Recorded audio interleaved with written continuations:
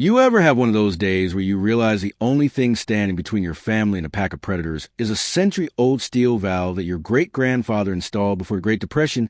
Yeah, well, welcome to my life, because the Willowbrook HOA just declared war on the last Sullivan standing.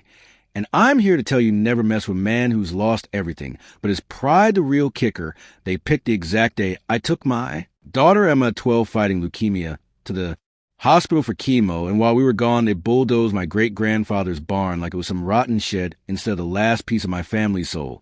They called it an emergency demolition for community safety, but everybody knew better, especially Karen Whitmore, the HOA president, queen of the lakefront, and owner of the biggest fake smile east of the Mississippi.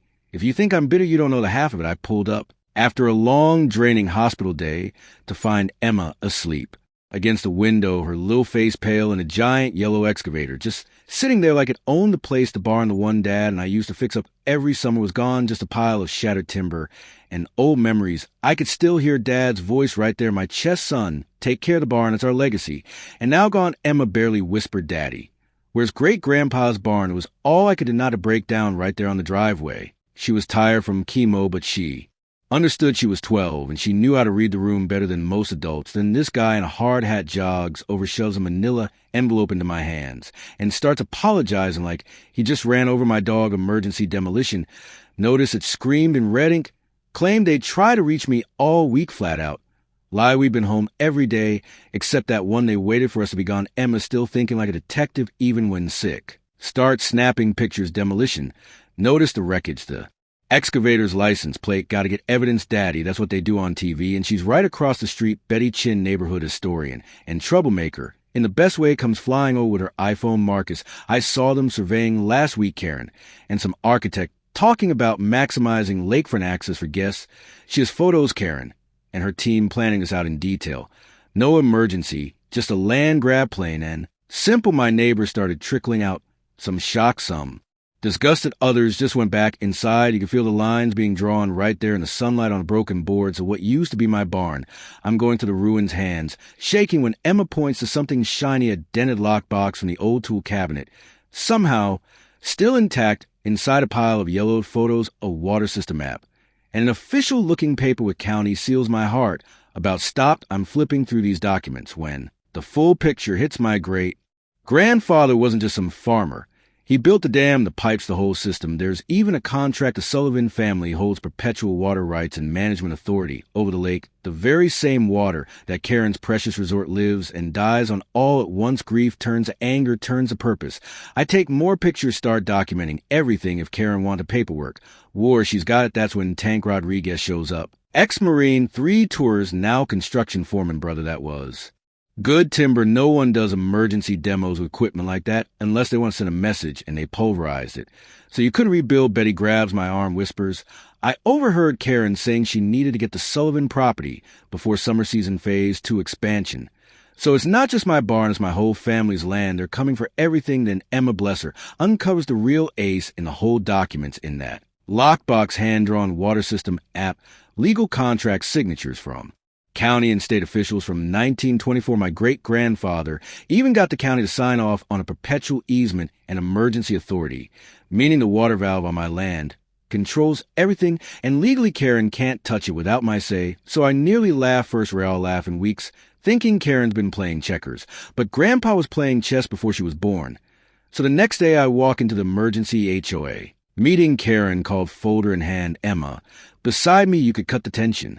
With a knife, thanks for your presentation. Karen, funny. You call my barn unauthorized when it was actually the backbone of the whole lake system. I lay out the evidence, pictures, contracts, the whole history. Karen goes pale, starts claiming forgeries. But Betty backs me up, showing her photos of the pre-planned demolition. We took it public. Emma helps me go live on Facebook, my little filmmaker, hiding her bald head under a ball cap, but grinning. Like a champ, I tell the world Willowbrook HOA destroyed my great-grandfather's barn while I was at my daughter's cancer treatment, called an emergency, but was a land grab. The viewer count shoots up, comments rolling in. People are mad. I read out Karen's emails talking about phase 2 expansion barn demolition scheduled for Thursday during his daughter's treatment. If you ever want to see a public opinion lynch mob go live with the truth in a small town, the next morning the water valve became my new line in the sand. Karen tried intimidation security. SUVs, cameras aimed at my door, even glossy pamphlets calling me a water terrorist. Emma's friends stopped coming over. Neighbors started looking at us sideways. Karen's pamphlet was pure psychological warfare. Fake testimonials, rumors about my instability, even suggesting Emma's illness, was making me dangerous. That broke something inside me. I told Emma, "We don't let scared people decide. What's right we fight." Then Karen up the ante file for eminent domain, citing community safety, claiming my land was critical for flood control, and spinning Emma's cancer into her legal argument, saying she was concerned about medical access. That's when Tank Betty and a bunch of neighbors stepped up. Betty uncovered evidence of Karen's tax fraud. Her resort claimed losses.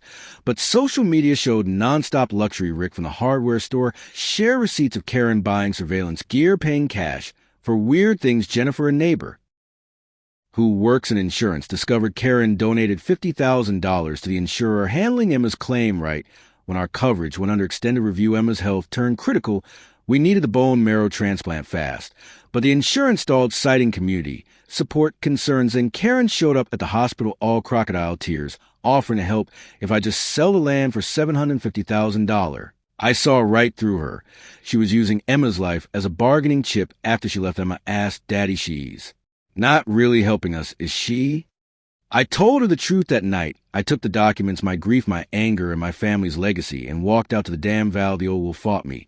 But I cranked it shut, choking off the water to Karen's resort. By morning, her empire looked like the Sahara, dead lawns, empty pools, panicked guests dragging luggage across cracked mud. Karen called screaming, "You're destroying people's vacations."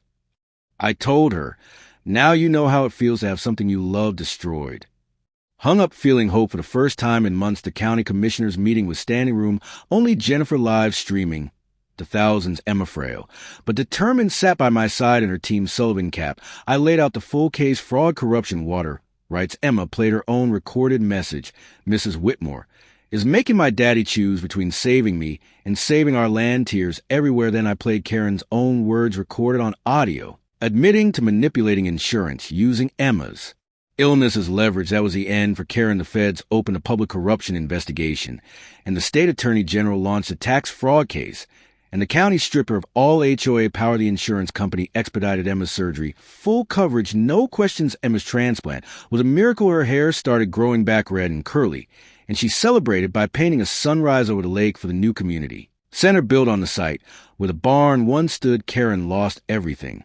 Her properties, her investors, her freedom. The day Emma came home, Tank and the whole neighborhood threw a barbecue. And for the first time, it really felt like community again. 6 months later, we opened the William Sullivan Community Center, honoring my great-grandfather's legacy. And Emma's fight. The lake became public trust, managed by neighbors, not bullies. Some things are worth fighting for, even when it feels like you've lost everything. If you believe in standing up to bullies, protecting family, and fighting for what's right, share this story, hit subscribe, and let me know in the comments where you stand. Justice should flow as freely as water.